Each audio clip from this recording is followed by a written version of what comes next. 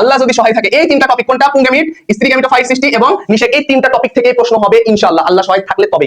এই যে 3 নাম্বার এটা হচ্ছে মাস্ট, আর এই যে বাস্তুতন্ত্র এটা হচ্ছে মাস্ট। এই দুইটা টপিক তুমি ভালোভাবে দেখে যাও, ইনশাআল্লাহ এই অধ্যায় থেকে তুমি একটা সৃজনশীল পাবা ইনশাআল্লাহ, আল্লাহ সহায় থাকলেই পাবা তবেই। আবার শ্বসনের প্রবাহ চিত্র মাস্ট 100 তে 100, যদি এটা না আসে কোনো বোর্ডে তাহলে পরীক্ষায় বাতিল, এটা তোমার আসবেই। আমার এক বড় ভাই, ঠিক আছে, আমি তাকে খুবই শ্রদ্ধা করি, আমার এক বড় ভাই সজীব ভাই, তিনি আমার সাথে যখনই দেখা হোক আমাকে বিভিন্নভাবে ইন্সপায়ার করে। একটু মনে রাখো কিছু কিছু বড় ভাই তোমার লাইফে অনেক বড় একটা অবদান, এই বড় ভাইগুলো যদি লাইফে থাকে তোমার লাইফটা গুছিয়ে যাবে, তাদের জন্য সম্মান সারা জীবন এবং মন থেকে তাদের জন্য ভালোবাসা, এটা সব সময় থাকবে, ঠিক আছে। আসসালামু আলাইকুম, আমি সোলাইমান হোসেন সিজান আছি তোমাদের সাথে।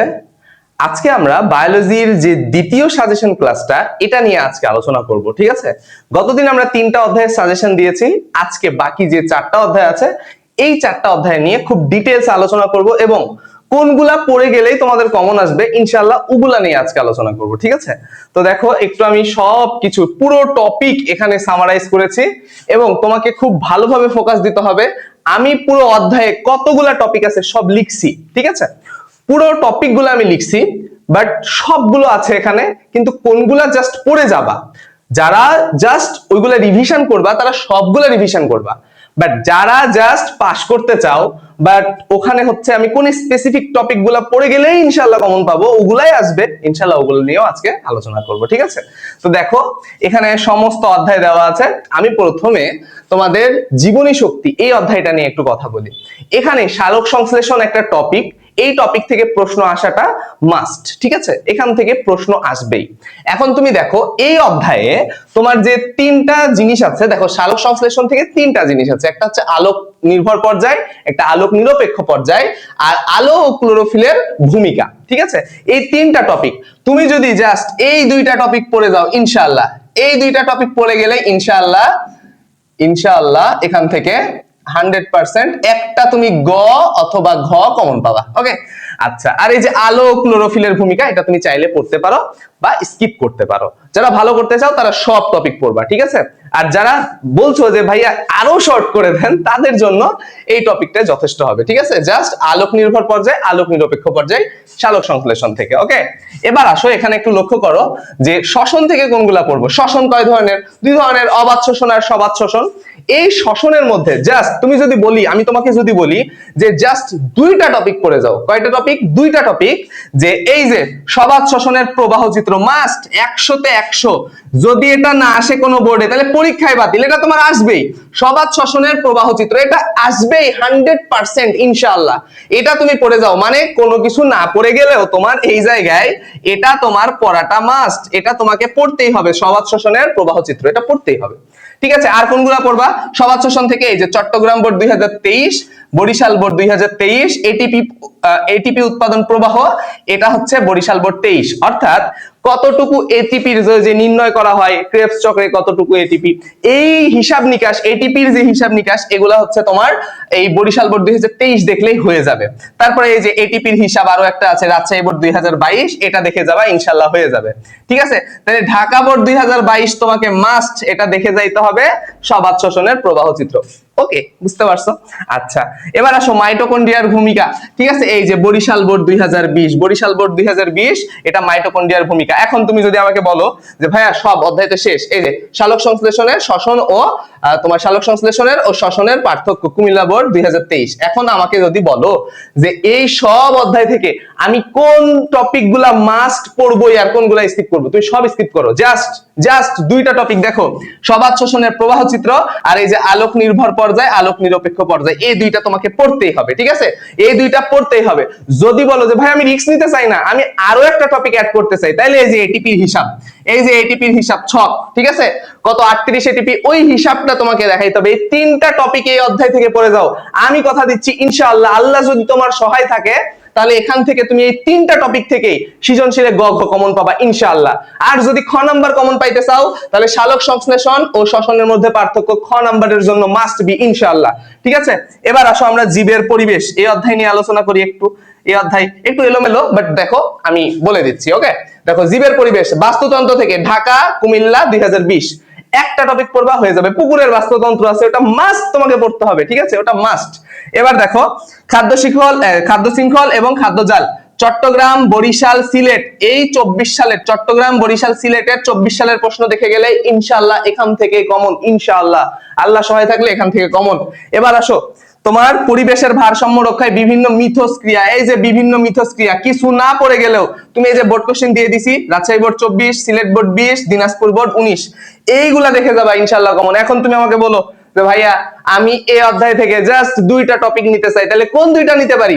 তুমি তাহলে আমি তোমাকে বলবো পুকুরের বাস্তুতন্ত্র দেখে যাও, আর এই যে লাস্টের টপিকটা পরিবেশের ভারসাম্য রক্ষায় বিভিন্ন মিথস্ক্রিয়া, এটা দেখে যাও ইনশাআল্লাহ এখান থেকে আসবে। তাহলে তোমার এই যে 3 নাম্বার এটা হচ্ছে মাস্ট, আর এই যে বাস্তুতন্ত্র এটা হচ্ছে মাস্ট। এই দুইটা টপিক তুমি ভালোভাবে দেখে যাও ইনশাআল্লাহ এই অধ্যায় থেকে তুমি একটা সৃজনশীল পাবা ইনশাআল্লাহ, আল্লাহ সহায় থাকলেই পাবা তবেই। ওকে ওকে, এবার আসো পরের অধ্যায়, জীবের প্রজনন। খুবই ইম্পর্টেন্ট, সময় নষ্ট করার কোনো সুযোগ নাই, এই জন্য আমার কথা ফাস্ট, বুঝতে পারছো? কোনো সুযোগ নাই সময় নষ্ট করার। এদিকে তাকাও, জীবের প্রজনন। জীবের প্রজনন থেকে ফুলের বিভিন্ন অংশ, ওই যে পাপড়ি, বৃতি, একটা ফুল জবা ফুল, ওই জবা ফুলের বিভিন্ন অংশ, এখান থেকে জাস্ট তুমি যশোর বোর্ড 2023 দেখে যাবা। এটা অত ইম্পর্টেন্ট না, বাট বইয়ের প্রথম পেজের ম্যাথ তো, মানে ম্যাথ বলছি, বইয়ের প্রথম পেজের অংশ তো, এটা দিয়েও দিতে পারে চাইলে, ঠিক আছে? তুমি দেখে যাবা যশোর বোর্ড 2023 আসছে। মাস্ট কোনগুলা, এই যে দেখো, পুং গ্যামিটোফাইট ময়মনসিংহ 24 দেখবা, স্ত্রী গ্যামিটোফাইট যশোর বোর্ড 24 দেখবা।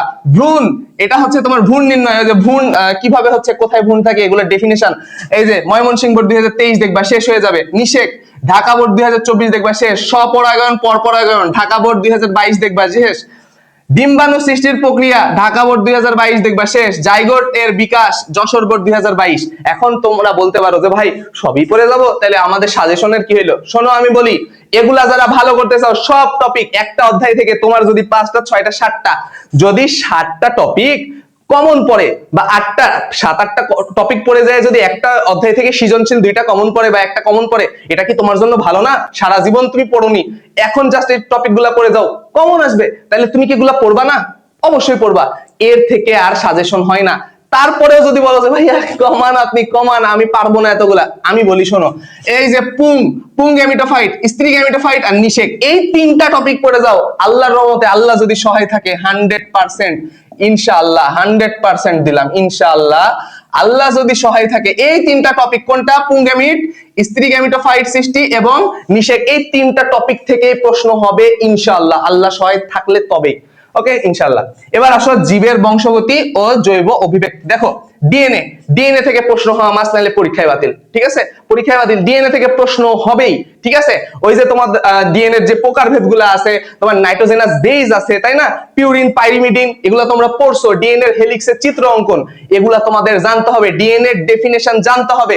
ডিএনএ এর যে ডাবল হেলিক্স, এইটার হচ্ছে তোমার ব্যাস, তারপরে একটা হচ্ছে একটা থেকে আরেকটা দূরত্ব, ওই যে তোমার 34 অ্যামস্টন, 3.4 অ্যামস্টন, এগুলা তোমাদের জানতে হবে, এগুলা তোমাদের মুখস্থ রাখতে হবে, এমসিকিউ এর জন্য, সিকিউ এর জন্য, সবগুলোর জন্য। দেখো আমি দিয়ে দিছি, ডিএনএ এর গঠন নির্ণয় বরিশাল বোর্ড 24 পড়বা, অনুলিপন কুমিল্লা বোর্ড 23 পড়বা, টেস্ট সিলেট বোর্ড 2022 পড়বা, অপরাধী শনাক্তকরণের ভূমিকা, এটা ঘ নম্বরে আসে, ঢাকা বোর্ড 21 পড়বা, ঠিক আছে? দেখো ডিএনএ শেষ, ডিএনএ থেকে এতটুকু পড়লেই হবে।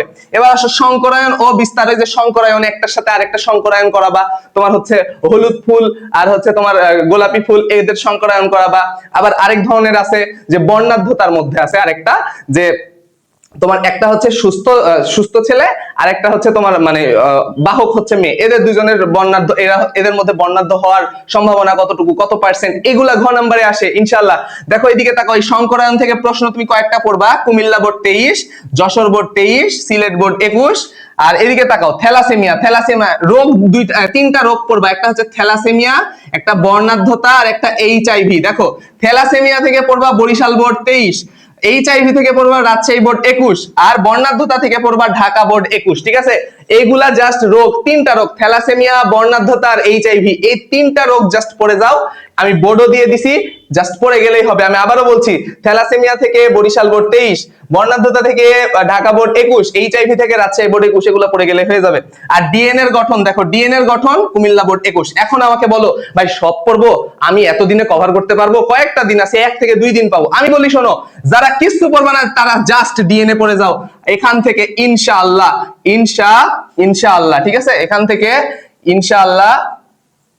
আসবে এখান থেকে। জাস্ট ডিএনএ এর এই যে টপিকগুলো পড়ে যাও, আর একটা টপিক সেটা হচ্ছে সংকরায়ন। এই দুইটা টপিক পড়ে যাও, ইনশাআল্লাহ 100% আল্লাহ যদি সহায় থাকে এখান থেকে আসবে ইনশাআল্লাহ। ঠিক আছে, তো সব টপিক আমাদের দেওয়া শেষ। দেখো আমরা সব গুছাই দিয়েছি, একটা স্ক্রিনশট নিয়ে নাও, একটা স্ক্রিনশট নাও। ওকে, আমি তোমাদের উদ্দেশ্যে একটা কথা বলি। আমার এক বড় ভাই, ঠিক আছে, আমি তাকে খুবই শ্রদ্ধা করি, আমার এক বড় ভাই সজীব ভাই, তিনি আমার সাথে যখনই দেখা হোক আমাকে বিভিন্নভাবে ইন্সপায়ার করে। তার কথার মধ্যে আমি একটা কথা সবসময় শুনি, যে সবসময় মনে রাখবা তোমরা এটাও, তিনি আমাকে একটা গল্প বলেন যে পিঁপড়া, যদি এই পিঁপড়াটা যদি হচ্ছে পরিশ্রমের দিক থেকে হতো তাহলে পিঁপড়া হয়তো বনের রাজা, ঠিক আছে, বাট সিংহ কিন্তু বনের রাজা। কেন বলতো? কারণ দেখো, একটা গাধা আর একটা সিংহ, একটা পিঁপড়া, এদের মধ্যে যদি আমি পার্থক্য খুঁজতে যাই তাহলে দেখবা পিঁপড়া গাধা এরা সারাদিন খাটে, গাধাকে যতক্ষণ না মারা হবে সে থামবে না, সে কাজ করেই যাবে করেই যাবে।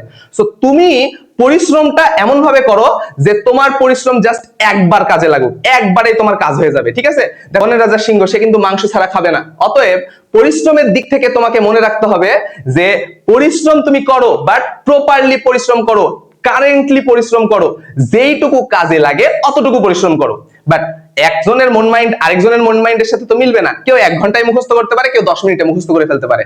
সো তোমার যতটুকু ক্যাপাবিলিটি তুমি ততটুকু করো। তুমি একদমই করছো না, একদমই বাদ দিয়ে দিছো, তাইলে তো হবে না। ঠিক আছে, তাইলে তো হবে না। তুমি যতটুকু পারো তুমি ততটুকু অর্জন করো। দেখো আমি এর মধ্যে যথেষ্ট টপিক দিয়েছি, তুমি এতগুলা শেষ করতে পারবা না, এটাই স্বাভাবিক। বাট যেইগুলো আমি বললাম যে এইগুলা বাদ দেওয়াই যাবে না, তুমি ওইগুলা দেখে যাও, তুমি ওইগুলো দেখে যাও, ইনশাআল্লাহ ওর মধ্যে আসবে। ঠিক আছে, আমার কথা বুঝতে পারছো? তো এইটুকু মনে রাখো, কিছু কিছু বড় ভাই তোমার লাইফে অনেক বড় একটা অবদান। এই বড় ভাইগুলা যদি লাইফে থাকে তোমার লাইফটা গুছিয়ে যাবে। তাদের জন্য সম্মান সারা জীবন, এবং মন থেকে তাদের জন্য ভালোবাসা, এটা সব সময় থাকবে। ঠিক আছে, তো সবাই এই সাজেশনগুলো মনে রাখবা এবং সাজেশনগুলো হচ্ছে ফলো করবা। ইনশাআল্লাহ সিংহের মতো খাটো এবং বাঘের মতো খাটো, যারা চালাক তারা এদের মতো খাটবে, আর গাধার মতো খাটে সবকিছু মাথায় নিয়ে কোনো লাভ নাই। জাস্ট টার্গেটে ফোকাস রাখো এবং টার্গেট অনুযায়ী কাজ করো, ইনশাআল্লাহ তুমি সাইন করবা। তো সবাই ভালো থাকো, সুস্থ থাকো, আমার জন্য দোয়া করো। আজকে এই পর্যন্তই, ধন্যবাদ সকলকে, আসসালামু আলাইকুম।